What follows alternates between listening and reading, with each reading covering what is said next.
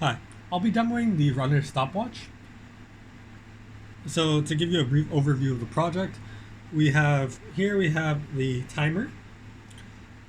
In this position, we will display the milliseconds as just one display. Here we will display the seconds on these two displays, the 1st position and the 10th position.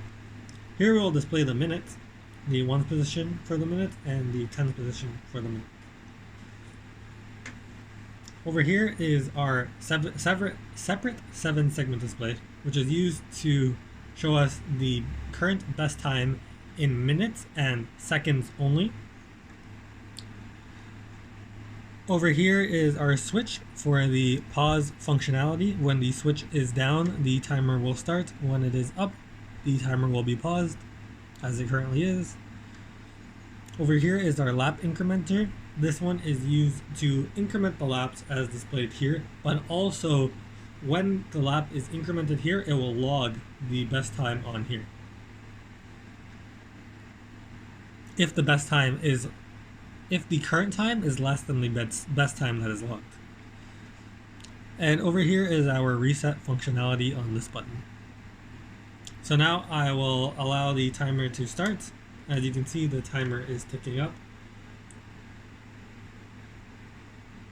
For the purpose of saving time, I will display the reset functionality once now and once later when I display the minutes also working. So this is the reset functionality right here. So here we have reset it. Now I'll display the pause functionality. If I flip the switch, the current time is paused. Now I will let this run so we can see that the 7-segment displays are in fact working. Due to the time constraint that is given in the video of it being less than 5 minutes and I need the video to be run without pause, I cannot display the 10-minute position, however it is working. So I will display the 1-minute position. So I'll let this run.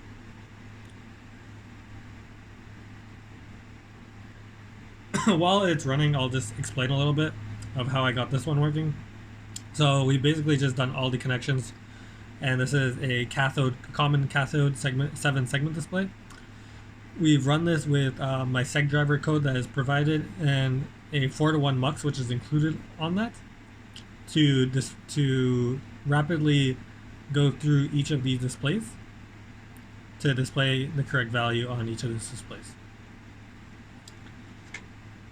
Now that we see 1 minute has elapsed on here, I will proceed to log 1 lap.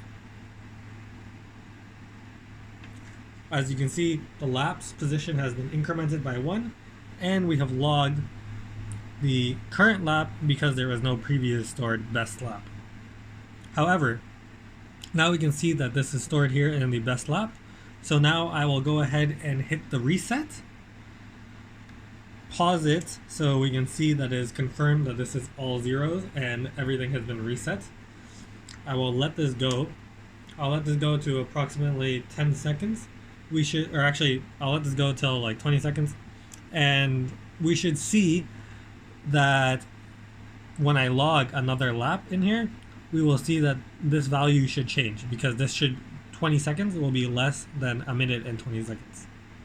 As we can see, 22 seconds, I was roughly off hitting the button, but this value was less than the previous 1 minute and 22 seconds. Which then shows us that all our features are working. We have our timer working, we have our pause working, and we have our incrementer currently working, and we have our reset functionality working, and our best lap tracker function. And all the 7 segments that were described are functioning. Thank you.